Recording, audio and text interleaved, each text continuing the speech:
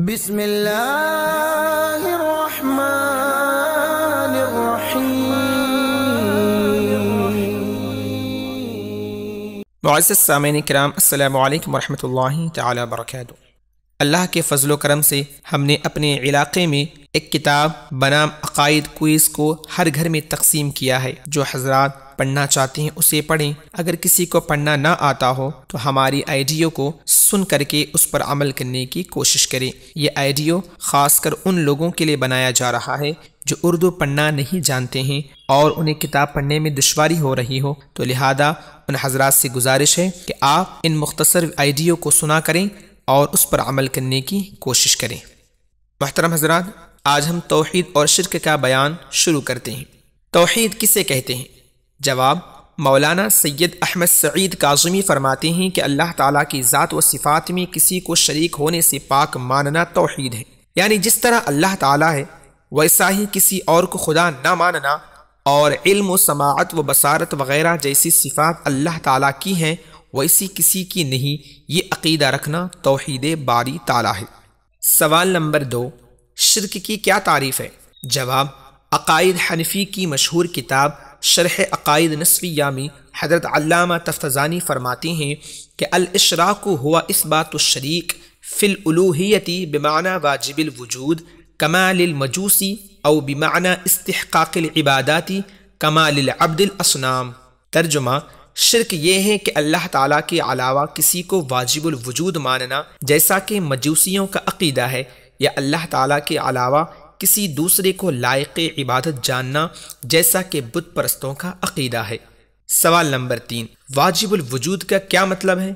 جواب: واجب الوجود ایک ایسی ذات جو اپنے موجود ہونے میں کسی کی محتاج نہ ہو اور نہ اس کی ابتدا ہو اور نہ انتہا، جیسی اللہ تعالیٰ کی ذات۔ اب اگر کوئی شخص یہ عقیدہ رکھے جیسے اللہ تعالیٰ کی ذات واجب الوجود ہے، اسی طرح کوئی اور ذات مثلا نبی، ولی وغیرہ واجب الوجود ہیں، تو ایسا شخص مشرک ہوگا۔ نوٹ: الحمدللہ مسلمانوں میں سے کوئی شخص بھی یہ عقیدہ نہیں رکھتا کہ کوئی نبی یا ولی وغیرہ اللہ تعالیٰ کی طرح واجب الوجود ہے۔ سوال نمبر 4، شرک کی کتنی اقسام ہیں؟ جواب: شرک کی 2 قسمیں ہیں۔ پہلا، شرک فی الذات، دوسرا شرک فی الصفات۔ شرک فی الذات یہ ہے کہ اللہ تعالیٰ کی پاک ذات میں کسی دوسری ذات کو شریک ماننا، یعنی جیسی ذات اللہ کی ہے ویسی ہی کوئی اور ذات ہے۔ دوسرا، شرک فی الصفات یہ ہے کہ اللہ تعالیٰ کی صفات عالیہ میں سے کسی صفت میں کسی غیر کو شریک ماننا، یعنی جس طرح اللہ تعالیٰ کی صفات ہیں ویسی ہی کسی دوسرے میں صفات ماننا۔ سوال نمبر 5، سمیع و بصیر وغیرہ اللہ تعالیٰ کی بھی صفات ہیں اور یہی صفات دیگر بندوں میں بھی پائی جاتی ہیں، تو کیا یہ شرک ہوگا؟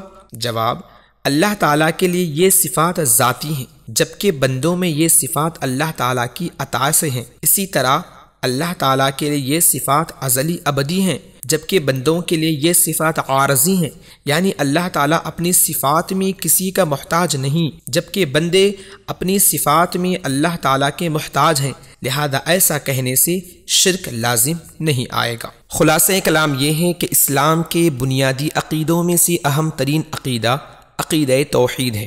توحید کا معنی دل سے تصدیق کرنا، ماننا اور زبان سے اس امر کا اقرار کرنا کہ ہمیں اور تمام عالم کو پیدا کرنے والی ذات ایک ہے اور وہ اللہ رب العزت ہے، اس کا کوئی شریک نہیں، نہ ذات میں، نہ صفات میں، نہ حکومت میں، نہ عبادت میں۔ اللہ پاک کا موجود ہونا آفتاب سے زیادہ روشن ہے، اس کی ذات کا یقین ہر شخص کی فطرت میں داخل ہے، خصوصاً مصیبتوں میں، بیماریوں میں، موت کے قریب اکثر یہ فطرت اصلیہ ظاہر ہو جاتی ہے، اور بڑے بڑے منکرین بھی خدا ہی کی طرف رجوع کرنے لگتے ہیں، اور ان کی زبانوں پر بھی بے ساختہ خدا کا نام آ ہی جاتا ہے۔ تھوڑی سی عقل والا انسان بھی دنیا کی تمام چیزوں پر نظر کر کے یہ یقین کر لیتا ہے کہ بے شک یہ آسمان و زمین، ستارے اور سیارے، انسان و حیوان اور تمام مخلوق کسی نہ کسی کے پیدا کرنے سے پیدا ہوئے ہیں۔ آخر کوئی تو ہے جس نے ان کو پیدا کیا ہے اور جس طرح چاہتا ہے ان میں تصرف کرتا ہے، کیونکہ جب ہم کسی تخت یا کرسی وغیرہ کو دیکھتے ہیں تو فوراً سمجھ لیتے ہیں کہ انہیں کسی نہ کسی کاریگر نے بنایا ہے، اگرچہ ہم نے اپنی آنکھ سے بناتے نہ دیکھا۔ عرب کے ایک بدو نے خوب کہا کہ اونٹ کی مینگنی دیکھ کر اونٹ کے گزرنے کا یقین ہو جاتا ہے اور نقش قدم دیکھ کر چلنے والے کا ثبوت ملتا ہے، تو پھر ان برجوں والے آسمان اور کشادہ راستہ والی زمین کو دیکھ کر اللہ کے صانع عالم ہونے کا یقین کیوں کرنا ہوگا؟ فی الواقع زمین و آسمان کی پیدائش، رات دن کا اختلاف، ستاروں کا خاص نظام، ان کی مخصوص گردش اس بات کی کھلی ہوئی دلیلیں ہیں کہ ان کا کوئی پیدا کرنے والا ضرور ہے جو بڑی زبردست قوت و قدرت والا اور بڑا حکیم اور با اختیار ہے، جس کے قبضے قدرت سے یہ چیزیں نکل نہیں سکتی۔ اللہ رب العزت کی بارگاہ میں دعا ہے کہ اللہ تعالی ہم تماموں کو صحیح معنوں میں قرآن و حدیث کے مطابق توحید پر ایمان رکھنے کی توفیق و رفیق عطا فرمائے۔ السلام علیکم ورحمۃ اللہ۔